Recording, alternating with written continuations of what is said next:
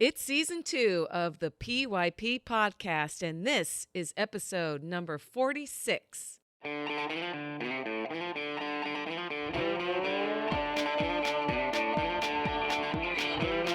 Kickoff, move the chains, and touchdowns. Welcome to the Play Your Position podcast, the world's #1 business podcast, sharing inspiring insights about success and struggle, achievement and aspiration, mentoring and mastery, straight from the end zone. I'm your host, Mary Lou Kaiser, and growing up a huge sports fan, I realized early on the many parallels between football and this game called life. The highs and lows, the wins and losses, the importance of showing up, playing hard, and making no excuses, no matter what. Each episode features fascinating stories that teach us how to become better, make a bigger difference, and win championship games with our talents and dreams. I invite you to subscribe to the show and become an official part of the PYP team so you never miss out on any of the great content or fun. As always, extended details about each episode can be found over on the show notes page at my website, pyppodcast.com.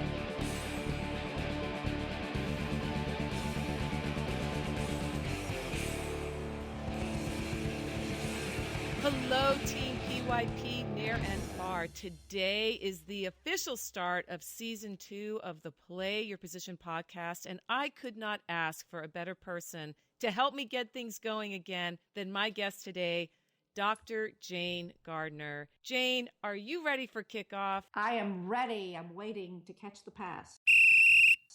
Awesome. Yeah. Thanks for having me on the show, Mary Lou.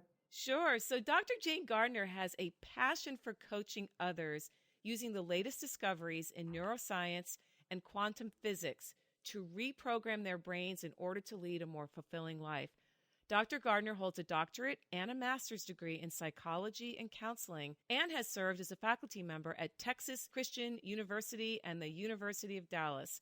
She is a master certified coach, one of 400 coaches in the world who has achieved this designation. She has hosted her own radio show called Wired to Win and was interviewed on Good Morning Texas and CNN's Business Unusual concerning the application of her flagship process, Mindset for Success, to the business community. She has written 2 books, How to Change Other People and Divine Intelligence. Dr. Gardner is a sought-after public speaker and a principal of the Gardner Institute, a training facility for coaches accredited by the International Coach Federation. And Jayne, I know there's more to this story than just that little introduction, so I am really excited for you to tell us your story about your book. I have a great personal story that I'd love to share because it's when I was a little girl. It's always fun to go back. I think you could get the flavor, Mary Lou, of exactly who I am from this story. So picture the scene is the 1950s. I was 5 years old and it was Easter Sunday morning. All right. Now, my mom, I have 2 brothers, but my mom is a very talented homemaker and has made me this beautiful Easter dress. It has little pleats in it and lace, and it's navy blue. I can still remember it. It really is pretty, or it seemed that way to my mother anyway. And we had, we had these big taffeta petticoats that, you'd wear underneath it and they'd flare out. And we would still wear the little white gloves, the white patent shoes. You get in the picture, the white lace socks and everything. And on top of that, my dad, for the special day, he had sent corsages to my mother and I of like orchids. So it was just, in my family, it was a big day. You dressed big for church. Well, okay, so my mom comes in my room and is a little annoyed because she sees that I haven't gotten dressed yet. I was sitting there with my jeans and t-shirt and sneakers, and I looked at her and she said, go ahead and get ready because I have to do your hair. So I have to curl your hair and put the ribbons in it and everything. And I can still remember looking at her and just deciding I'm not going to go with that dress on.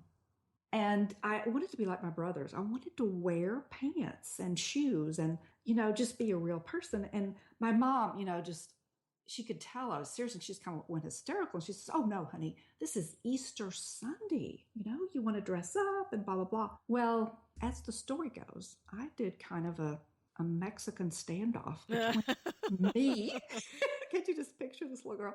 I remember standing up and folding my arms in front of her and saying, I'm not wearing those clothes. And, in those days, little girls really didn't dress too boyish. Well, as the story went, I held out. I mean, it was a long holdout because my dad came in, she came back in, and there was all of these tears on her part, you have to wear this and all this. And I remember just thinking, I don't have to do this, and I'm not going to.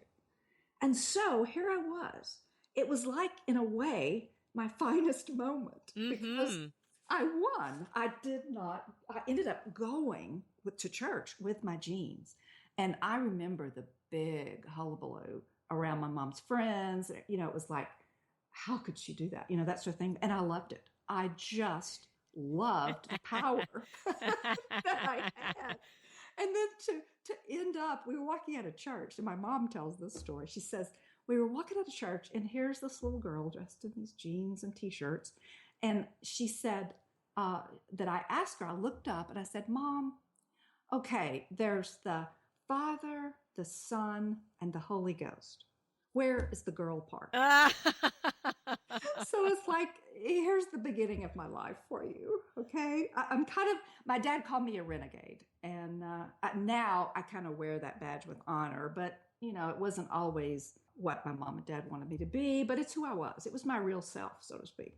That's right. And it's so funny because you just described all these uniforms that are part of a very specific rituals and all that. And you clearly were saying, this is not my uniform. I'm not putting on the pretty white gloves and I'm not putting on the petticoats. I'm wearing my jeans and my T-shirt. And what's interesting, Jayne, is we're going to fast forward to today, and all these years later, that story carries still so much weight for you. And, your typical day in the position you're playing now is centered around so much that started then. So your book, Divine Intelligence, how did you discover that from that day at church when you rebelled? Well, it's obvious that was my divine intelligence speaking up. I knew who I was, and I didn't want anybody to change it or to influence me. But as I grew up, as we all do, we kind of listen to the voices and we begin to put on the outside dress that we're supposed to be.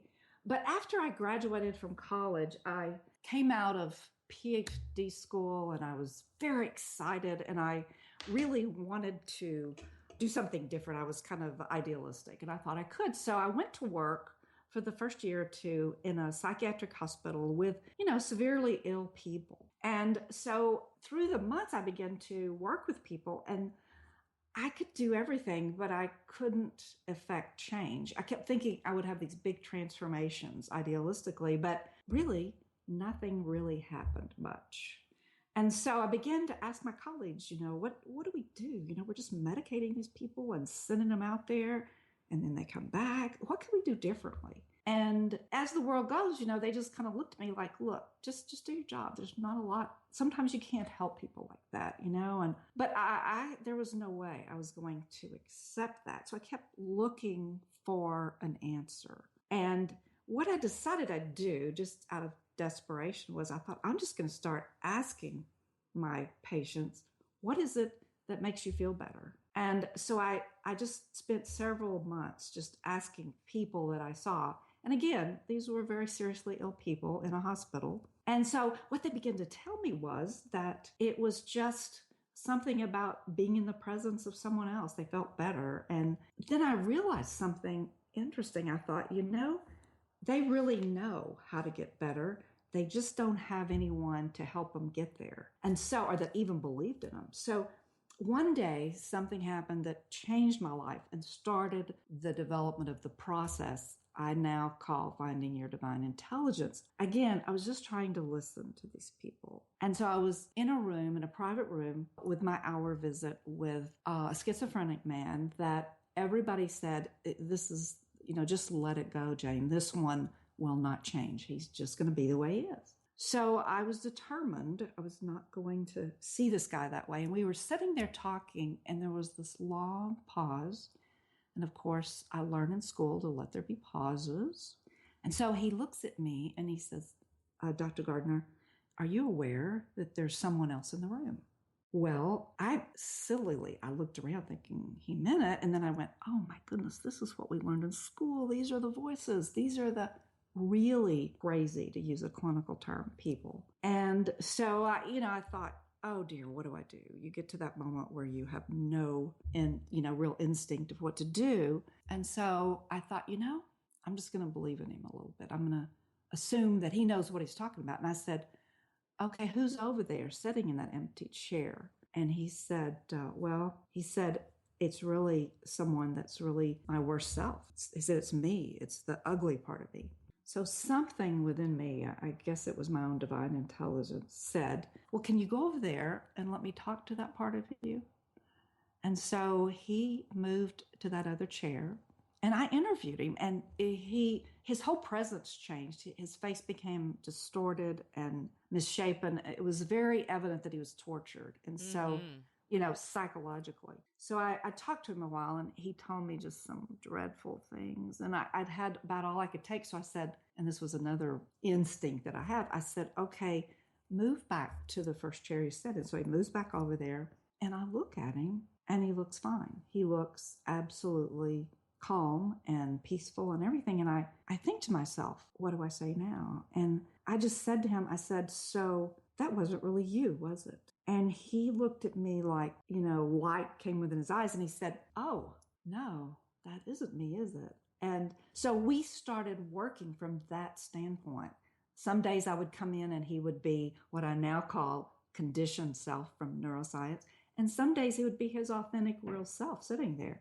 And so we began to ferret out this self from the other self. And it became remarkable, the improvements that he made. And he left the hospital very grounded, able to go back to work, and just became a normal person. Wow. And I know it was just remarkable that someone like that, but it was like me naming that part of him was not him. So what I parlayed it to was, I thought, it's not just these people in this hospital. It's me. It's everybody. We all have these false selves, these parts of ourselves that are not our best selves. And yet we all have this part of us that knows at some deep level who we are. Me, the renegade. I knew at some level how I felt to be the real me. Mm-hmm. And after all the years of layering of all those beliefs that I wasn't, I could still uncover that part of myself. So I began to think, boy, wouldn't it be great if I could develop this process that helped all people find their divine intelligence, their authentic self, and then live by it instead of letting this other part really take us the wrong direction into being what somebody else wants us to be. Mm-hmm. And so that's the whole beginning. Yeah. Really. Your clinical experience really gave birth to this giant insight that you gained about humanity that you've been able to now use very successfully with a lot of people, because you are an instrumental coach and mentor for many, many people who, beyond that man in the hospital. And that's such an amazingly compelling and moving story, because he represents the periphery of humanity that we just want to discard, right? We just say, even the people told you, Jayne, forget it. This guy's gone. It's not possible. And you were able to prove, maybe not. Look at this. And my next question has to do with, I'm going to have you turn the tables a little bit, because again, you are a coach to so many, but who has been an instrumental coach or mentor for you as you've developed out this incredible process called divine intelligence? Oh, there's been so many, people that have touched my lives. Just, putting their hand on me and saying it's okay to be yourself. I remember my grandmother, I think if I had gone home to her and said I had killed someone in cold blood, I think she would have still said, well, honey, I still love you. And, it's like you have people that they just see the higher part of you no matter what you do. When I was born, I had 11 real grandparents. And so my mentors have always been my ancestors that were there for me and raised me and talked to me and made time for me and loved me. Mm-hmm. That's amazing that you had 11 grandparents that were a presence in your life. They weren't just a story that you heard about, but they were physically there. And from a coaching, mentoring standpoint, it's possible to get the kind of guidance that we are seeking through technology, such as tuning into like a podcast or a radio show. But nothing beats that in-person working with you, showing up day after day. And you've experienced that firsthand for yourself, but you've also been able to give that to the clients that you've worked with throughout your career and seen tremendous results. So that it just, I think, affirms the power of that relationship and why we really can't go through this life alone. We just can't do this journey by ourselves, especially when we find ourselves playing out of position. And in your lingo, it would be, fighting with our false self or with our other self. I would love for you to talk about a time when you, in your career, Jayne, have found yourself, maybe you got sacked or you threw the ball and someone intercepted it. Metaphorically speaking, when did you have that moment and how did you recover? My struggle has always been internally, to stay connected to who I am, my true self, and I call it the renegade. And so my struggle has always been that. And so after I wrote the book, Divine Intelligence,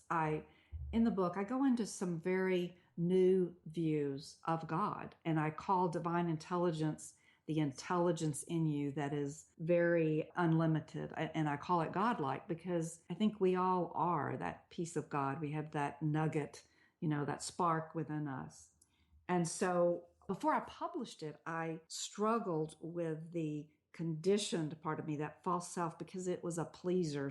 I still have that part in me that wants to please people. And it was exactly opposite from the renegade. But I learned, through society teaching you that you needed to appease people. And I learned that pleasing people worked, and I may give up myself, but hey, it gets you what you want. So after I wrote the book, I just felt like I was going to displease so many people in my life that I put the manuscript aside and I just decided not to publish it. I thought maybe after I die, my kids will discover it, and they'll publish it. But I did not have the courage to move forward into something that I thought would be so different and so compellingly strange to some people that I just put it aside and I decided I'd wait a while before I'd publish it. And listeners, I want you to really think about what Jayne is talking about here. It's that universal fear we feel when we're right on the precipice of stepping into something that's bigger than we are. And it could be from the athletic standpoint, the first time you're going out on the field. As a writer, it's getting your book out into the world for readers to take and interpret. And as a musician or an artist, it's publishing your first song and releasing it to the world and saying, you know what, this is me, this is who I am, and I stand behind it. That is a very scary place to be. And a lot of people I've had on my show before and people that I meet are struggling with that because we are compelled at some point to stand up and say, here is the real me in this book, in this play, in this outfit that I'm wearing, in this house I want to live in this car I'm driving, whatever it is, we're putting it out there and we face potential judgment. And that is something that scares the pants off of most people, is being judged. And yet you overcame that obstacle. You said at some point you had to have, because the book is now available and you've had readers read it and you've worked with countless clients with your process to help them get over their own fears and discover what it is they're truly called to be doing in their work, in their personal life. And that is tremendous. It's a tremendous gift. But again, what I want you to take away that universal fear is okay, to just recognize it. At some point, anybody who's feeling that is going to have to face that stepping out into the next area that's where the magic happens. It's outside of what's comfortable, but that's where the magic happens. So I really thank you for sharing that. And my next question has to do with the way the world has changed really quickly, Jayne, in the last few years. And in the work that you do with clients, what specific shifts or changes have you either been challenged by or inspired by in these last say, 10 years or so? Neuroscience is such a big part of my life, Mary Lou. It explains everything, and it puts the science and the truth under some of my spiritual concepts that otherwise people might look at as kind of woo-woo. And so I combine the two to explain who I am. And what I've noticed in the world is that our view of God is changing. We started out, historically, women always thought God was out there and the big man up in the sky, someone that was separate from us. And in the brain, what we now know is that when we have a fear factor, like God is this tough tyrant up in the sky that will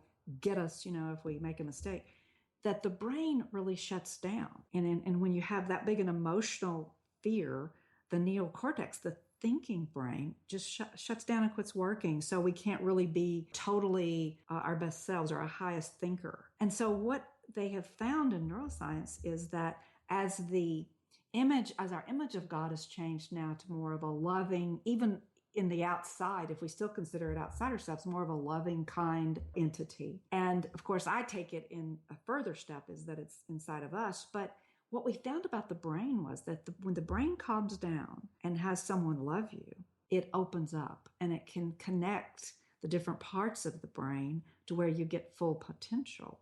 So what we found is that our image of God, as we change it, and it is changing, we are beginning to see evolution within our brain, where our brain is becoming more evolved, and the neocortex is the last part of the brain that has developed, and what makes us unique as human beings. So we're growing as we grow our image of God. And I love, again, how you have brought the neuroscience to an age-old system of how we think about meaning and what else is there besides this life that we're living. And regardless of belief systems, there is that universal sense of there is something bigger than each of us. And it comes in many, many different forms, which is what makes the world such a fascinating place. You're really drawing on the latest breakthroughs in brain research and science. And more people are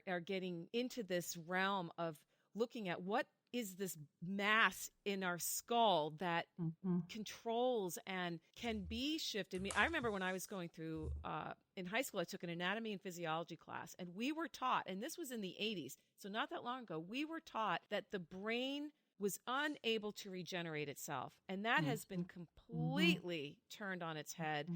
And these discoveries that you're talking about, where one part shuts down or it opens up, are just amazing. And you speak so intelligently about what this can mean for us moving forward. You've shared with us already today, Jayne, a couple of big scores and wins in your life. But in this third part of our show with Touchdown, I would love for you to really run that game-winning touchdown into the end zone where the crowd is going crazy. So you are in the red zone and there are less than 30 seconds left on the clock. You are down by 4 points and it is third down, now or never, Jayne. Tell us a story about a time when you overcame this metaphorical obstacle and ran the ball into the end zone for a touchdown that won the game for you.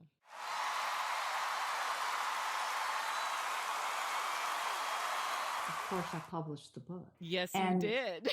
And the way I did it, it's so interesting how sometimes we as professors and as PhDs, we think we're so smart. And then the reason I published the book finally, though, was I realized I had to use my own process on myself because I had shut down totally. Without publishing that book, I was getting depressed, quieter, unable to really be productive. And so I called on my own process and I thought, what would I have done with someone, that I coached that really needed to be able to believe in themselves and express themselves. And so I began to kind of interview my own conditioned self and talk to it a little bit. And, having those inner conversations with yourself, that's what I did. And I said, look, dude, do you want to stay like this? Or do you really want to say what you believe? And I got back in touch with that little renegade. And I thought, I want to tell the world, I want to shout from the rooftops what I believe. And I want to do it with such passion and such belief that people will know that I am telling what I really believe is right and will know who I am. I don't want to die without people getting it, without at least telling people what I believe. And so I did. And here I am. And here you are. And that really is a huge score because, again, statistics show it's one of my favorite lines from the transcendental philosopher Henry David Thoreau, who wrote the book Walden. And in that book, he writes that the mass of men lead lives of quiet desperation. And how many people are walking around today in this incredible time that we live in with so much opportunity and so much technology that connects us in ways that were unfathomable even 20 years ago. Now we're living in this time, and yet there's still that shutting down that you just described. And so listeners, if you or someone you know is in that state, think about what Jayne just shared with you about she realized she had no choice. She had to go for it. She had to face that menacing defensive line and just push into the end zone to get the book out. And now it's serving not just her, but more importantly, it's serving an audience that wants what she is sharing. That's the championship game right there. And Jayne, as we close out today, could you please share with listeners 1 to 3 key offensive strategies that are straight out of the Jayne Gardner playbook that listeners could implement right away to move forward in their lives, to get closer to that end zone? Well, you know, the Jayne Gardner way is to look inside yourself. It's always the overcoming the struggle inside your own brain, isn't it? We decided long ago at the Gardner Institute that the power of the spirit could transform the brain, and that the brain is just, an entity, a physical entity, but there's a spirit inside of us, that divine intelligence that can do anything we want. So the first thing I'd say is find the renegade, the divine intelligence inside of you. Maybe just remember one little memory, like I told you at the beginning, that describes who you really are, and hang on to it. And 2, listen to that voice.